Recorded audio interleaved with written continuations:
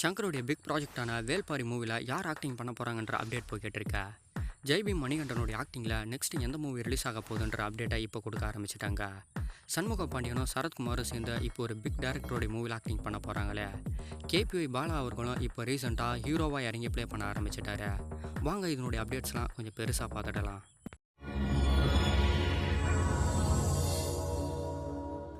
ஷங்கருடைய டைரக்ஷனில் இப்போ ரீசெண்டாக ரிலீஸ் ஆன மூவிஸ் அந்தளவுக்கு ரொம்ப பெருசாக பேசப்படல.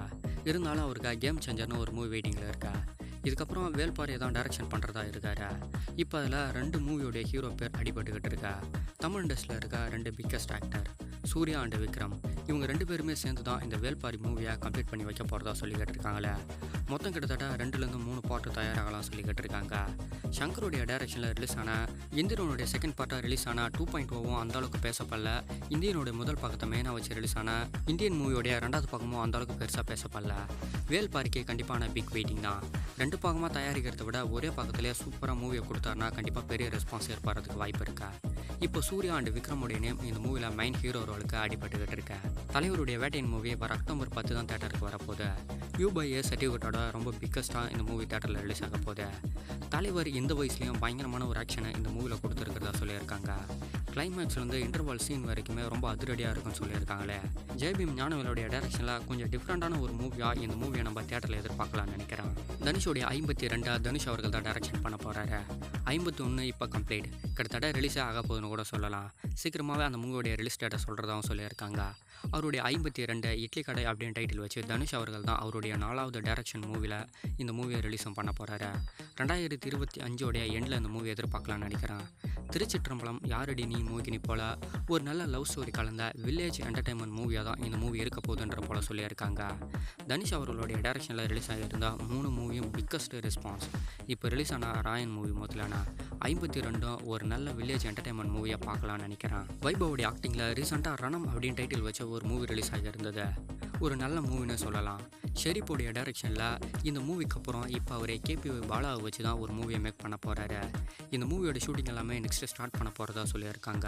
இந்த இயரோட எண்டுக்குள்ளே கூட இந்த மூவியோட ஷூட்டிங் எல்லாமே கம்ப்ளீட் ஆகிறதுக்கு நிறைய வாய்ப்பு இருக்கா. நெக்ஸ்ட் இயரோடைய ஃபர்ஸ்ட் ஹாஃப்ல இந்த மூவியை நம்ம தேட்டரில் பார்க்கலாம்னு நினைக்கிறேன். அதியன் ஆதிரியோடைய டைரக்ஷனில் இதுக்கு முன்னாடி நம்ம 2ஆம் உலகப் போரின் கடைசி குண்டுன்னு ஒரு மூவியை பார்த்துருப்போம். இப்போ தண்டகாரண்யம் அப்படின்னு டைட்டில் வச்சா நெக்ஸ்ட் ஒரு மூவி தான் தேட்டருக்கு வரப்போகுது. செப்டம்பர் 27 6 PM இந்த மூவியோடைய ஃபர்ஸ்ட் லுக்கை ரிலீஸ் பண்ணுறதா சொல்லியிருக்காங்க. அட்டகதி தினேஷ், கலையரசன் இந்த மூவியில் முக்கியமான ரோலில் ப்ளே பண்ணியிருக்காங்களே. ரஞ்சித்துடைய ப்ரொடக்ஷனில் தான் இந்த மூவி தயாராகுது. இந்த ஈரோடைய எண்டுக்குள்ளே கூட இந்த மூவியை நம்ம தேட்டரில் பார்க்கலாம். சிவாவுடைய ஆக்டிங்கில் நெக்ஸ்ட்டு சுமோ அப்படின்னு டைட்டில் வச்சு ஒரு மூவி தான் தேட்டருக்கு வரப்போகுது. அக்டோபருடைய எண்டுக்குள்ளே இந்த மூவியை தேட்டரில் ரிலீஸ் பண்ணுறதை கன்ஃபார்ம் பண்ணியிருக்காங்க. SP ஹொசிமினுடைய டைரக்ஷனில் நிவேஷ் கே பிரசன்னாவுடைய மியூசிக்கில் தான் இந்த மூவி தயாராகிருக்கா. ஃபுல் அண்ட் ஃபுல் ஒரு காமெடி என்டர்டைன்மெண்ட் மூவி தான். இப்போ அக்டோபருடைய எண்டுக்குள்ளே இந்த மூவியை தேட்டரில் ரிலீஸ் பண்ணுறதை கன்ஃபார்ம் பண்ணிட்டாங்க. ஜெய்பீம் மணிகண்டனோட ஆக்டிங்கில் நெக்ஸ்ட் ஒரு மூவியோடைய அப்டேட் தான் போய்கிட்டு இருக்கா. அந்த மூவியோடைய ஃபர்ஸ்ட் லுக்கை ரிலீஸ் பண்ணுறதா சொல்லியிருக்காங்க. செப்டம்பர் 28 இந்த மூவியோடைய ஃபர்ஸ்ட் லுக் ரிலீஸ் ஆகும்னு சொல்லியிருக்காங்களே. ஜெய்பீம் மூவிக்கு அப்புறம் அவர் பண்ண எல்லா மூவியுமே ரொம்ப பிக்கப் ஆகி ரொம்ப பெருசாக பேசப்பட்டுக்கிட்டு வருது. அதுவும் அவருடைய லவ் மூவியாக இருக்கட்டும், அதுக்கு முன்னாடியே ரிலீஸ் ஆகியிருந்தா குட் நைட் மூவியாக இருக்கட்டும், மணிகண்டனுக்கு நல்லா பாசிட்டிவ். இது எல்லாமே ஜெய்பீம் மூவியால் அமைஞ்சதுன்னு கூட சொல்லலாம். இப்போ அவருக்கு தொடர்ந்த நல்ல பாசிட்டிவான மூவிஸ் எல்லாமே அமைஞ்சிக்கிட்டு இருக்கா. கண்டிப்பாக அவருடைய நெக்ஸ்ட் மூவியோ ஒரு நல்ல ஃபேமிலி என்டர்டைன்மெண்ட் மூவியாக இருக்க போகுதுன்னு நினைக்கிறேன். தளபதியுடைய பையனான சஞ்சய் அவர்களுடைய டைரக்ஷனில் லைக்காவுடைய ப்ரொடக்ஷனில் ஒரு மூவி தயாராக போகுதுன்னு சொல்லியிருந்தாமே. இப்போ அந்த மூவியோடைய ப்ராசஸ் எல்லாமே போய்கிட்டு இருக்கா. ரஹ்மானுடைய பையன் இந்த மூவிக்கு மியூசிக் போகிறது கன்ஃபார்ம் ஆகிடுச்சா. ஷங்கருடைய பொண்ணும் இந்த மூவியில் ஆக்டிங் பண்ணுறது கன்ஃபார்ம் ஆகிடுச்சா. விக்ரமுடைய பையனும் இந்த மூவியில் ஆக்டிங் பண்ணுறது கன்ஃபார்ம் ஆகிடுச்சா. இப்போ இவங்க எல்லாமே சேர்ந்து புதுசாக ஒரு யூனிவர்சிட்டியை கிரியேட் பண்ண போகிறாங்க போல். அந்த யூனிவர்சிட்டி பிரதீப் ரங்கநாதன் மூவி போல் ஒரு நியூவான ஜேர்னர் மட்டும் இல்லாமல் இப்போ இருக்கிற ஜெனரேஷனுக்கு ஏற்ற போல் இந்த யூனிவர்சிட்டியை கிரியேட் பண்ணுவாங்களான்னு தெரியல. பட் ஓல்டு ஆக்டர் மட்டும் இல்லாமல் ஓல்டு கிரியேட்டருடைய எல்லா பசங்களும் இப்போ இறங்கி மூவி பண்ணவும் ஆரம்பிச்சிட்டாங்க. கண்டிப்பாக இது அவங்கள போலவே பெரிய ரெஸ்பான்ஸை கொடுத்து அவங்களுடைய பிளேஸுக்கு எல்லாமே இவங்களை கொண்டு போகுமா தெரியல. பட் இப்போ இவங்களுடைய முயற்சி எல்லாமே ஸ்டார்ட் ஆகியிருக்கா.